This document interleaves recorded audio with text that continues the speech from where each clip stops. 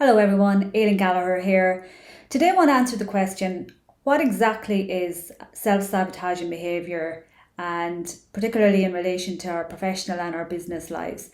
And more importantly, how do we get rid of it? How do we stop this self-sabotaging behaviour and just get on with things? So self-sabotaging behaviour is any behaviour when we say that we want to achieve goals, and this is particular with regard to increasing the income, increasing our sales, increasing what we earn, increasing the growth of the business. And that's our goals. But the behaviour that we carry out then doesn't actually reflect that. We do things that aren't helpful towards achieving that. So this can happen at any time. Sometimes it's when we're starting off, sometimes it's when we've already had an awful lot of success already, and we want to kind of go to another level, but we find ourselves that we're just not doing the things that we know we need to do in order to achieve those goals. So in business, what it looks like is procrastination. It might be that we're just not delaying making decisions. We're putting off doing things. We're not looking at the numbers in a way that gives us the information that we know we need to move on. It might be that we have a marketing plan. We know what we need to do to make ourselves more visible, to attract more leads, attract more prospects, but we keep putting off. It might be perfectionism. It might be that we're waiting for this perfect time, or waiting until everything is perfect in order to start to move to the behavior that we need to do to move to the next level. And it might also be that sometimes that we have a plan, we have help, we might be even working with a coach, but we find loads of reasons, and very valid reasons, why we don't have the time to do this, or now is not a good time, or we very skillfully create drama or create situations to distract ourselves. We might have a very conscious effort to create a diary, to create a plan, but we then continually distract ourselves from carrying out that work. And that's what it looks like in the business. That's the self-sabotaging behaviour. As well as that, it might be that we are so stressed out in our professional lives or in our business that we engage in behaviours like we're numbing ourselves with either alcohol or drugs or shopping or overspending, getting all of these kind of things that numb us, and from the fact that we know that if we engage in that sort of behaviour, then we're not going to be able to show up the way that we need to do our work, to carry out the business, and to achieve the goals that the way that we want to achieve them, and the way that we know that we need to put that focused effort in.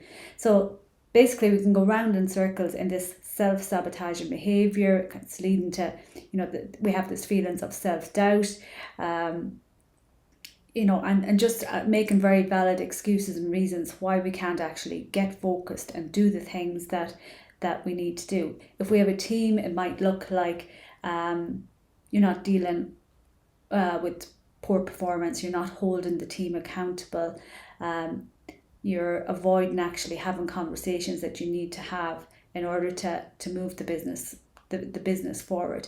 So they're all some of the reasons why that we self-sabotage. That's what it looks like. That's what that kind of behaviour looks like in our business or professional lives. And literally people can go on years with this, going through, deciding, okay, writing these goals, this is what we're going to achieve this quarter, this is what we're going to achieve in this year, and then always end up in and around back at the same level, because loads of things happen. And in some ways, some of these things that actually happen, if something doesn't work out, there's nearly a sense of relief, because we have this fear sometimes of, well, if we actually do this work and get the result that we say that we want to get, I don't really know how I'm actually going to deal with that success, or I don't know how I'm going to deal with that failure. So this is all self-sabotaging behaviour. How do we actually then get rid of it? All self-sabotaging behaviour is really on some level, it's a result of lower self-esteem, or not liking ourselves, or having some level of self-doubt.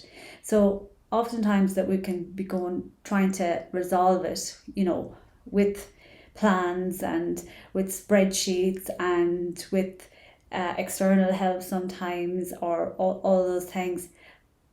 But in the end of the day, there's something inside holding us back. There's some kind of a block. There's some kind of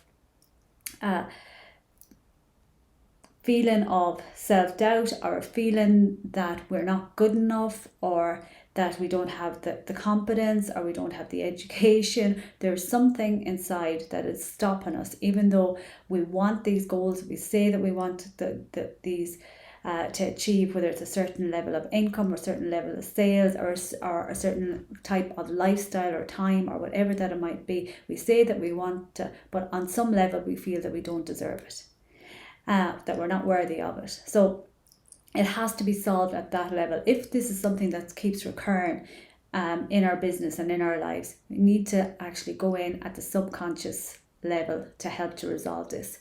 All of these things that we try to do on a conscious level really only accounts for 5% of the results that we get. Our subconscious mind runs the show. 95% of the actions we take are driven by the subconscious mind. But we're not aware of them. We're not aware of what is actually stopping us moving forward. So this is the reason why that we need to work at that subconscious level. So we think that we're doing all the right things to pull ourselves out of this self-doubt and out of this self-sabotage, but we need to go in there at that subconscious level. And it's only then that we actually become aware of what exactly the issue is, and then we can do the work to resolve it. And this is something that I'm now work with every single day, and we've now using different modalities in order to, I suppose, find the right solution for the individual that is in front of me, and the clients that are dealing with various forms of self-sabotaging behaviour and various forms of anxiety and self-doubt, all of those things that affect the results. You know, these have a knock-on effect, not just on our business and not just on our professional lives, but everything, and it has knock-on personal lives, health, relationships, all of those different things. So if it's not dealt with, it will keep coming back, it'll keep recurring, and there is a solution. In many of the clients I'm dealing with now can actually resolve this in one session. So it is possible and it can be done. So if it is a case that this is something that you want, and that you just you do not want to have the regret of looking back and go, right, I could have done that, and I could have done that if I actually got out of my own way and worked out what it was that was internally blocking me and internally stopping me from actually doing the things that I had the plan to do, that I knew what to do, but I just wasn't able to do them. So if this is something that you feel that you want to kind of resolve and get sorted in your own life, contact me through some of the links that'll be around wherever that you're watching this video, and we'll have a chat and finally help you to get it sorted.